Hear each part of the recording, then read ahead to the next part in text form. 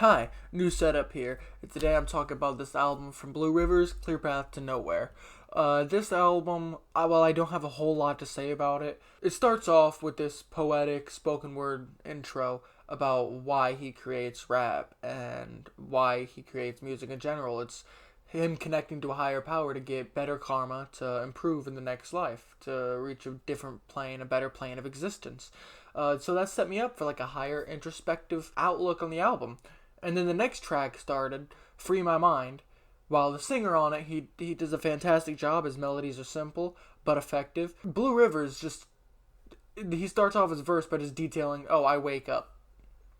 This is me waking up. This is me starting my day. The same bed could have been my casket. I do like the sentiment that you could have died in your sleep and that each day is a blessing. You know that rich kid in your class that thinks he's smarter than everyone because his parents will sue you if you beat him up in the courtyard?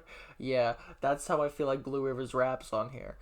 Why did you expect more? This is the wrong door. You should have tried number 4. Why did you expect more? You should have tried number 4. What? Like, I know that this is this guy's inflection, and, like, it's like he's looking down on the listener, like, you shouldn't have expected as much, you dumb cunt. Overall, Free My Mind is easily my favorite track from here. That beat is really innocent, really takes you back to, like, simpler times. The flows are nice enough, the sentiment is nice, the feature, really good. And then we get to Avant Garbage, and while this track isn't completely appropriately titled, I want to say that the writing is all over the place on this track. It doesn't stick to one topic. It keeps flying around to different topics, which could be nice if it's all intertwined in a nice way or comes together, but it doesn't. It's just like he started writing something, and then he was like, okay, I don't have anything more to say on this, so I'm going to just go here. But he doesn't intertwine it in a way that makes sense. None of it connects. That could play into the avant-garde aspect of this track, or this entire album. It doesn't make for a very compelling listen and really makes you just tone out of what he's saying. Tune out of what he's... Then we get to track number 4, Pondering, which is essentially him just talking about different things that he thinks about with a certain amount of smugness. Again, are you pondering what I'm pondering? I get lost, but I'm fine. How many niggas sound like me, stylistically free, flow...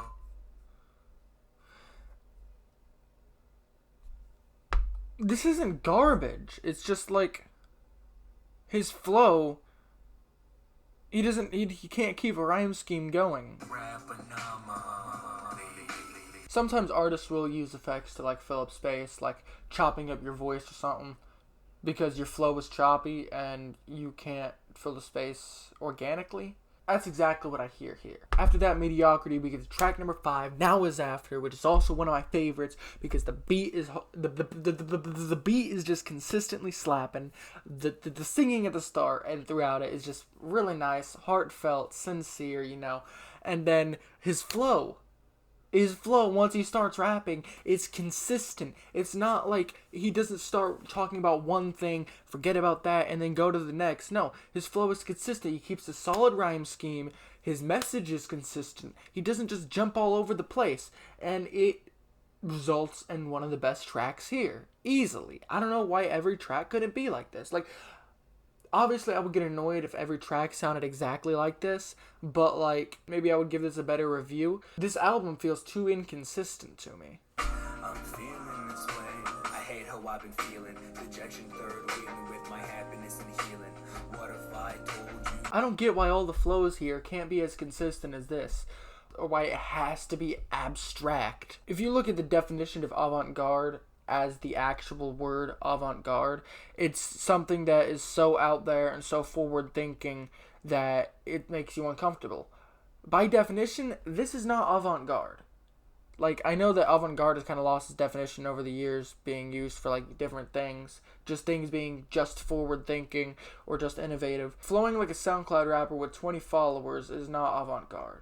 I'm not saying this guy has 20 followers and that he's trash. It's just, people want to hear consistent flows. People want to hear all these different things. And if you want to make money in the industry and stuff like that, like he says he does, he has a bar on this track, like, all the work I've been putting in slavery, making all these raps, but nobody paying me, or something like that. If you want people to pay you, and if you want to make a steady living off off music. You need to make stuff that people want to listen to. And tracks like this and Free My Mind are prime examples of how you can do this style and still get commercial appeal at the same time, because I do think that this artist and this album has potential.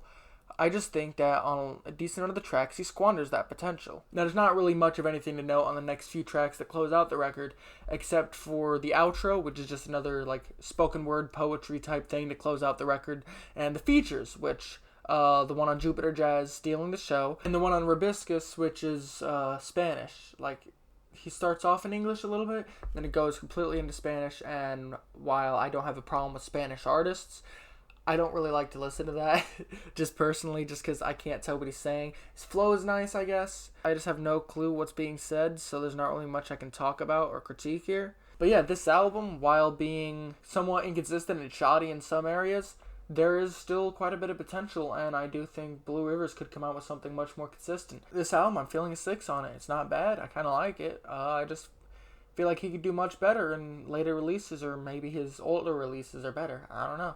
Other way, check it out. Bye. Just for the record, this is not lotion. That has been in the background of my video. It's hand sanitizer. I just, set up the camera with me sitting down, so I look at where the camera, the lens is, and try to point it towards me and towards everything else. I completely failed to get anything in this video, so it's mainly just me. So, yeah, bye.